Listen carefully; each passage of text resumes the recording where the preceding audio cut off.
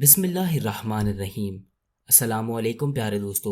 ایک رات حضرت ام ہانی رضی اللہ تعالیٰ عنہ کے گھر پر آپ صلی اللہ علیہ وآلہ وسلم آرام فرما رہے تھے کہ یکا یک مکان کی چھت پھٹی، ملائکہ کے جرمٹ میں جبرائیل امین علیہ السلام اترے اور آپ صلی اللہ علیہ وآلہ وسلم کو نیم خوابی کے عالم سے بیداری کے عالم میں لائے۔ آپ صلی اللہ علیہ وآلہ وسلم اپنے اسی جسم کے ساتھ یہاں سے مسجد حرام کی طرف روانہ ہوئے۔ وہاں سے جبرائیل علیہ السلام اور میکائیل علیہ السلام آپ صلی اللہ علیہ وآلہ وسلم کو زمزم کے کنویں کے قریب لے آئے۔ یہاں آپ صلی اللہ علیہ وآلہ وسلم لیٹ گئے۔ آپ صلی اللہ علیہ وآلہ وسلم کے مبارک سینے کو شق کیا گیا اور کلب اتھر کو نکال کر زمزم سے دھویا گیا۔ سونے کے تشت کو لایا گیا جو ایمان و حکمت سے بھرا ہوا تھا۔ ایمان و حکمت کو آپ صلی اللہ علیہ وآلہ وسلم کے قلب مبارک میں بھر دیا گیا اور کلب اتھر کو دوبارہ اپنے مقام پر رکھ دیا گیا۔ دونوں کندھوں کے درمیان ختم نبوت کی مہر لگائی گئی۔ جبرائیل امین علیہ السلام کے ہمراہ بہیج سے ایک سفید رنگ کی سواری براق لائی گئی تھی جس کا ایک قدم منتہائے بصر تک پہنچتا ہے۔ اس پر سوار ہوئے اور جبرائیل علیہ السلام اور میکائیل علیہ السلام آپ صلی اللہ علیہ وآلہ وسلم کے ساتھ تھے۔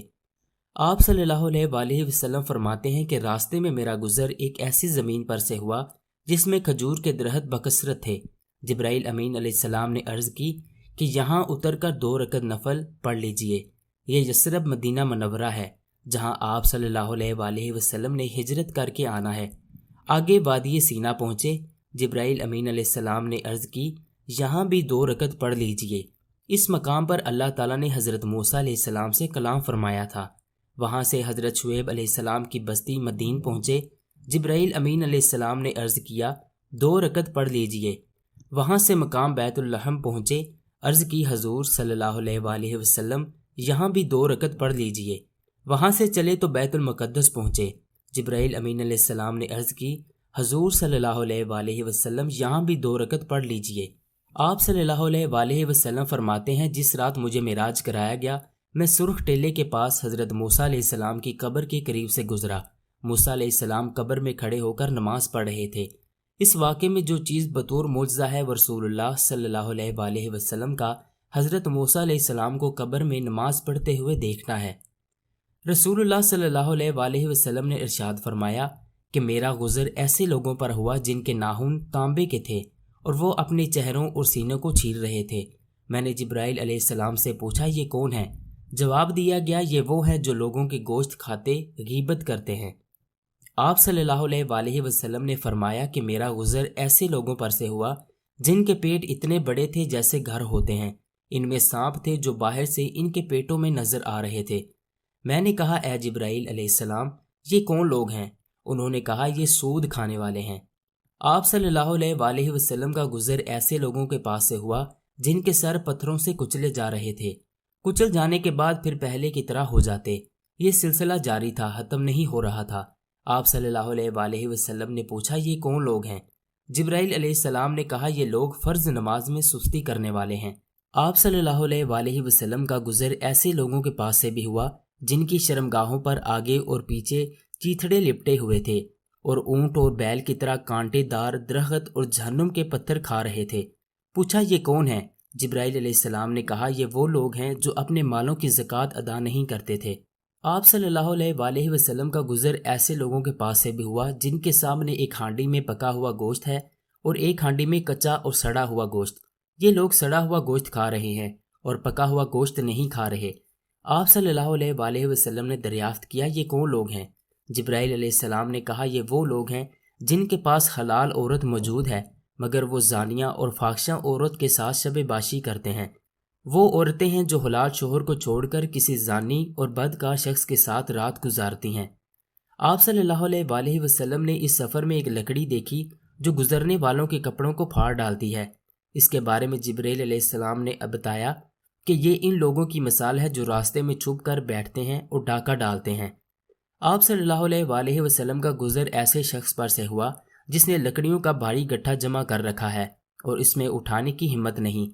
پوچھنے پر جبرائیل علیہ السلام نے بتایا یہ وہ شخص ہے جو صحیح طور پر امانت ادا نہیں کرتا۔ آپ صلی اللہ علیہ وآلہ وسلم کا گزر ایسی قوم پر ہوا جن کی زبانیں اور باچیں لوہے کی کینچیوں سے کاٹی جا رہی تھیں۔ جبرائیل علیہ السلام نے بتایا کہ یہ آپ صلی اللہ علیہ وآلہ وسلم کی امت کے بے عمل عالم ہیں۔ آپ صلی اللہ علیہ وآلہ وسلم کا گزر خوشبو والی جگہ سے ہوا۔ جبرائیل علیہ السلام نے بتایا کہ یہ جنت ہے اور بدبو والی جگہ جہنم سے بھی گزر ہوا۔ ابن عباس رضی اللہ تعالیٰ عنہ سے روایت ہے، آپ صلی اللہ علیہ وآلہ وسلم نے دجال اور داروغہ جہنم کو بھی دیکھا۔ آپ صلی اللہ علیہ وآلہ وسلم کا گزر ایک بڑھیا پر سے ہوا۔ اس نے آپ صلی اللہ علیہ وآلہ وسلم کو آواز دی۔ حضرت جبرائیل علیہ السلام نے عرض کی کہ آگے چلیے۔ پھر آپ صلی اللہ علیہ وآلہ وسلم کا گزر ایک بوڑھے شخص پر سے ہوا۔ اس نے بھی آپ صلی اللہ علیہ وآلہ وسلم کو آواز دی۔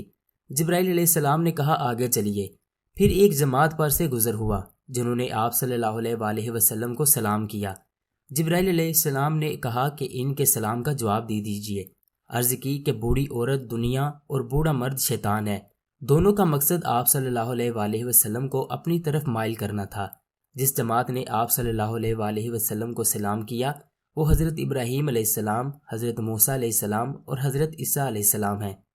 آپ صلی اللہ علیہ وآلہ وسلم کو خوشبو آئی۔ آپ صلی اللہ علیہ وآلہ وسلم نے پوچھا یہ خوشبو کیسی ہے؟ جبرائیل امین علیہ السلام نے کہا کہ یہ کنگھی کرنے والی ماشاطہ اور اس کی اولاد کی خوشبو ہے۔ پھر اس کا مکمل واقعہ سنایا کہ ایک عورت ماشاطہ فرعون اور اس کی اولاد کو کنگھی کیا کرتی تھی۔ ایک بار جب وہ فرعون کی بیٹی کو کنگھی کر رہی تھی تو اس کے ہاتھ سے کنگھی گر گئی۔ اس نے کہا بسم اللہ۔ فرعون کی بیٹی نے کہا میرے باپ کے بارے میں کہہ رہی ہے؟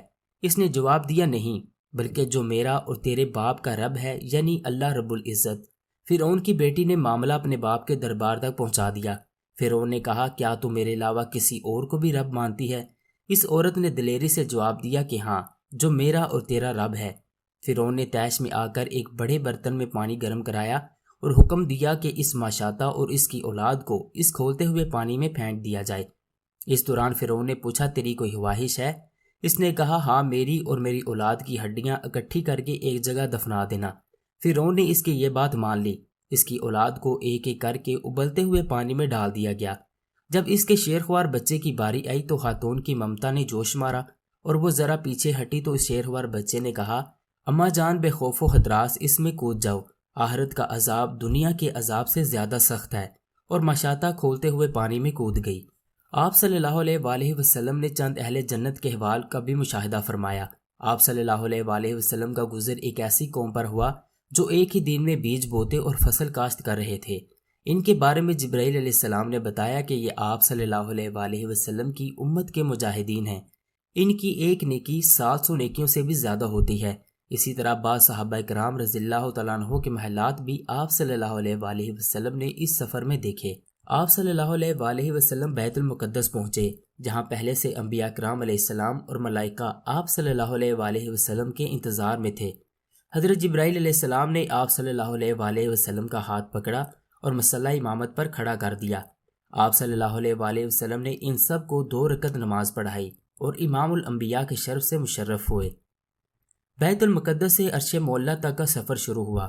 بالترتیب پہلے تا 7ویں آسمان پر آپ صلی اللہ علیہ وآلہ وسلم نے حضرت آدم، حضرت عیسیٰ، حضرت یوسف، حضرت ادریس، حضرت ہارون، حضرت موسیٰ اور حضرت ابراہیم علیہ السلام سے ملاقات فرمائی۔ آپ صلی اللہ علیہ وآلہ وسلم سدرۃ المنتہا تک پہنچے۔ سدرہ بیری کا نام ہے اور منتہا کہتے ہیں اختتام کو۔ یہ وہ مقام ہے جہاں نیچے والے اعمال پہنچتے ہیں تو اوپر والے فرشتے یہاں سے اوپر کی طرف لے جاتے ہیں، اور اوپر والے احکام وہاں آتے ہیں جو نیچے والے فرشتے وہاں سے نیچے لاتے ہیں۔ آپ صلی اللہ علیہ وآلہ وسلم عرش پر گئے، اللہ کی بات کو بھی سنا، اللہ کی ذات کو دیکھا بھی۔ حضرت ابن عباس رضی اللہ تعالیٰ عنہ سے مروی ہے، رسول اللہ صلی اللہ علیہ وآلہ وسلم نے فرمایا میں نے اپنے رب کو دیکھا ہے۔ اسی موقع پر 5 نمازوں کی فرضیت کا حکم بھی ہوا۔ پہل تو 50 نمازوں کا حکم تھا، پھر حضرت موسیٰ علیہ السلام کی خواہش پر بار بار کمی کے بعد 5 نمازیں باقی بچیں۔ بعض روایات سے یہ بھی معلوم ہوتا ہے کہ سورۃ البقرہ کی آخری چند آیات بھی اسی سفر معراج میں بطور تحفہ آپ صلی اللہ علیہ وآلہ وسلم کو عنایت کی گئیں۔ امید کرتے ہیں اسلامک نالج کی آج کی یہ ویڈیو آپ کو ضرور پسند آئی ہوگی۔ اللہ سے دعا ہے کہ اللہ پاک ہمیں دین کو سمجھنے، اس پر عمل کرنے کی توفیق عطا فرمائے۔